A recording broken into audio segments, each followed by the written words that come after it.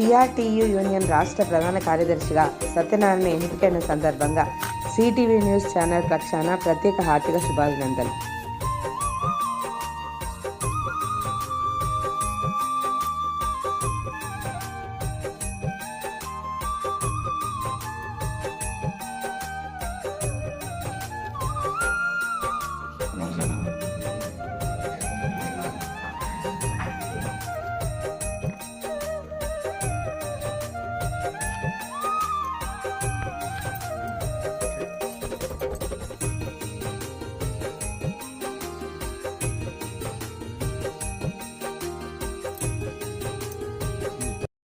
మీరు ఎంపికైన తర్వాత ఉపాధ్యాయులు మీ నుంచి ఏం కోరుకుంటున్నారు? మీరు ఏం చెప్పదలుచుకున్నారు సార్? ముఖ్యంగా సార్ సిటీవీ యూట్యూబ్ ఛానల్కి ప్రథమంగా నమస్కారాలు తెలియజేస్తూ ఈరోజు రాష్ట్ర వ్యాప్తంగా ఉపాధ్యాయుల్లో తీవ్ర ఆందోళన ఉంది. దీర్ఘకాలికంగా పెండింగ్లో ఉన్న సమస్యలు చాలా ఉన్నాయి. ముఖ్యంగా పదోన్నతులు, బదిలీలలో న్యాయపరమైన చిక్కులు, అట్లాగే డిఎస్సి 2003 వాళ్ళకి పాత పెన్షన్ విధానము, సిపిఎస్ రద్దు, భాషా పండితుల అప్గ్రేడేషను, పీఈటీల అప్గ్రేడేషను, మోడల్ స్కూళ్ళల్లో సర్వీస్ రూల్స్ లేకపోవడము, కేజీబీవీలలో ఉద్యోగ భద్రత లేకపోవడము, అంటే కేజీబీవీలో సమగ్ర శిక్షలో పనిచేసే అన్ని రకాల ఉద్యోగులు భద్రత లేకపోవడము, అలాగే ముఖ్యంగా జీపీఎఫ్ లోన్లు, పార్ట్ ఫైనల్ విత్డ్రావలు, సరెండర్ లీవ్, సబ్స్టిట్యూట్ లేని కారణంగా పాత ప్లేస్ నుంచి కొత్త పాఠశాలకు విడుదల కూడా చేయలేదు. వీటన్నిటి సందర్భంగా ముఖ్యంగా మా సంఘ వ్యవస్థాపక అధ్యక్షులు గాల్రెడ్డి హర్షవర్ధన్ రెడ్డి గారు అత్యంత అనుభవం కలిగి ఉపాధ్యాయుల సమస్యల మీద నిరంతర పోరాటం చేస్తూ ఉన్నారు. వారు ముఖ్యంగా ఉపాధ్యాయ వృత్తికి రాజీనామా చేసి అధికారంలో బాధ్యతలు లేకున్నా గత 7 సంవత్సరాల సమస్యలపై పోరాడుతూ ఉన్నారు. తాను ఆల్ ఇండియా కాంగ్రెస్ కమిటీ సభ్యులు, తర్వాత తెలంగాణ ప్రదేశ్ కాంగ్రెస్ కమిటీ సభ్యులు, అధికార ప్రతినిధి, అలాగే మొన్న ఎన్నికల మేనిఫెస్టోలో కాంగ్రెస్ కమిటీ తెలంగాణ రాష్ట్ర మేనిఫెస్టో కమిటీలో సభ్యులు. ఇది ఎందుకు చెప్తున్నానంటే ఇప్పుడు చెప్పిన సమస్యలన్నీ పాత పెన్షన్ అంటే కొత్త సిపిఎస్ విధానం రద్దు, డిఎస్సి 2003 వాళ్ళకి పాత పెన్షన్ విధానము, 317 జీవోలు నష్టపోయిన ఉపాధ్యాయులకు, వీటన్నిటిని సమగ్రంగా జోడించి పెండింగ్లో ఉన్న 3 డిఏలు వీటినన్నిటినీ క్రోడీకరించి మేనిఫెస్టో కమిటీలో చేర్చుకున్నారు. ఈ సమస్యలన్నింటినీ చేర్చారు. అదృష్టవశాత్తు కాంగ్రెస్ ప్రభుత్వము, గౌరవనీయులు పెద్దలు, అత్యంత అనుభవం ఉన్న యువ నాయకులు పెద్దలు రేవంత్ రెడ్డి గారు ముఖ్యమంత్రి అయ్యారు.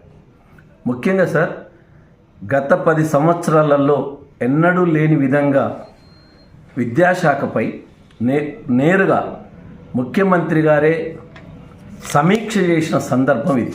అంటే తెలంగాణ రాష్ట్రంపై సమీక్ష చేసి అధికారులందరినీ కావలసిన వసతుల్ని దానిపై నివేదిక ఇవ్వండి, 15 రోజులలో మళ్ళీ ఉపాధ్యాయ సంఘాలతో సమీక్ష సమావేశం నిర్వహించి తెలంగాణ రాష్ట్రంలో ఏ ఒక్క పాఠశాల కూడా మూతపడకుండా ఉపాధ్యాయుల నియామకాలు జరగాలి, ఎన్ని పోస్టులు ఖాళీలున్నాయి, ఎన్ని మంజూరైనాయి, వాటన్నిటి ఫిలప్ చేయడానికి, మెగా డిఎస్సి వేయడానికి సమగ్ర నివేదికలు తయారు చేయమని గౌరవ రాష్ట్ర ముఖ్యమంత్రి గారు ఆదేశాలు జారీ చేయడం మా సమస్యలు పరిష్కారం అవుతాయనే శుభసూచకంగా భావిస్తున్నాం.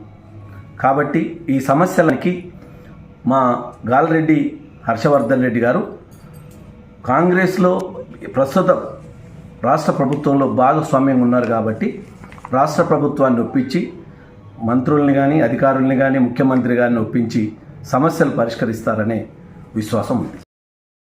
ఇప్పుడు జీవో 317 ద్వారా నష్టపోయిన ఉపాధ్యాయులకు మీరు ఏ విధంగా న్యాయం చేస్తారు? 317 జీవో అనేది ఉద్యోగ ఉపాధ్యాయుల కేటాయింపులకు సంబంధించింది.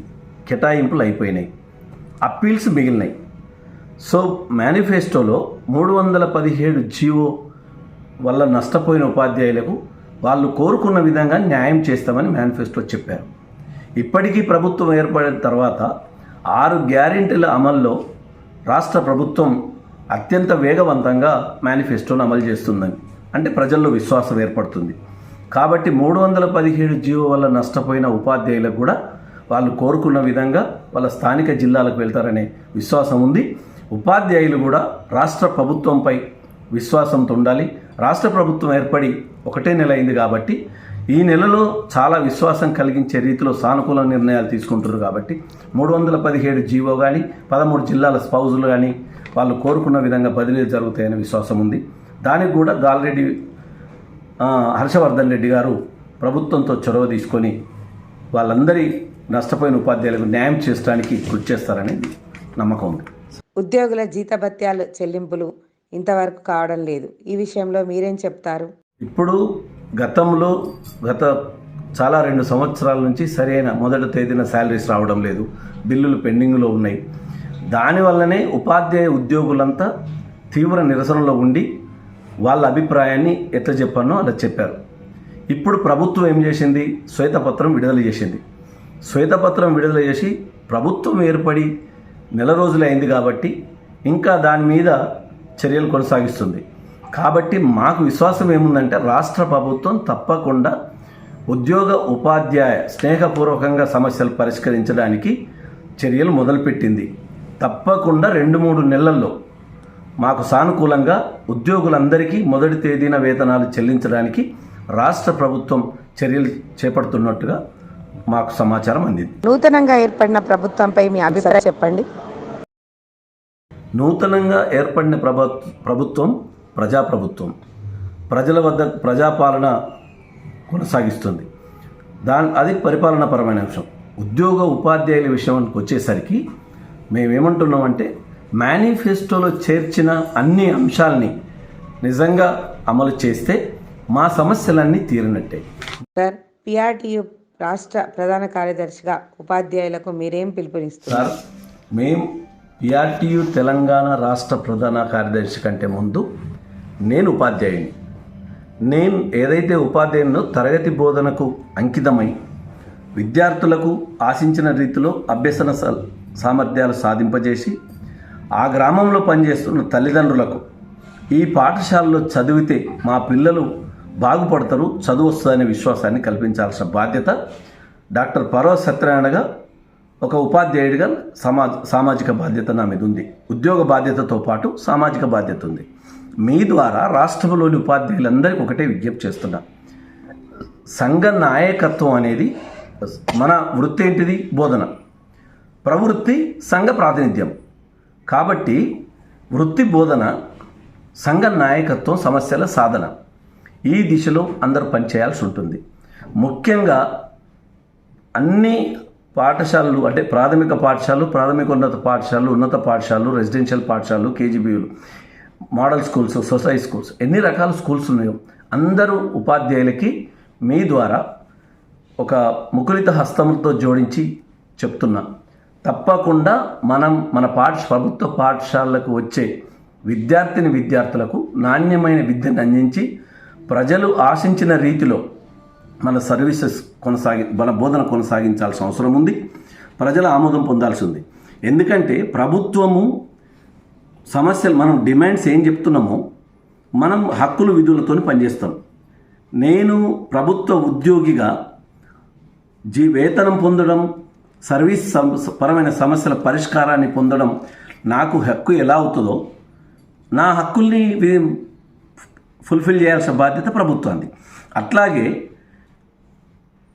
నాణ్యమైన విద్య పొందడం విద్యా హక్కు చట్టం ప్రకారం విద్యార్థి యొక్క హక్కు అవుతుంది. ఆ హక్కును తీర్చాల్సిన బాధ్యత ఉపాధ్యాయులు అవుతుంది.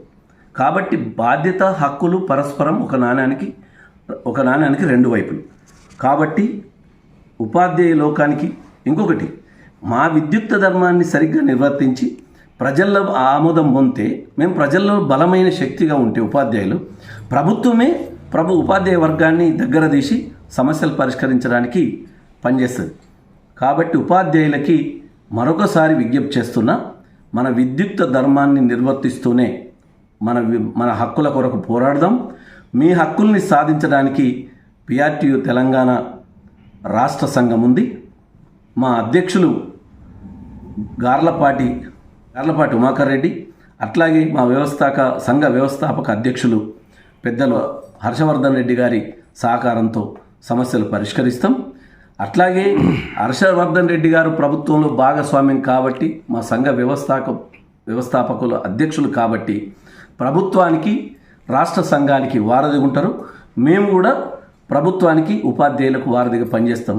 వారి నాయకత్వంలో పిఆర్టీ తెలంగాణ పక్షాన ఉపాధ్యాయులందరికీ కోరుకున్న విధంగా అన్ని సమస్యలు పరిష్కరించడానికి కృషి చేస్తాం. Thank you.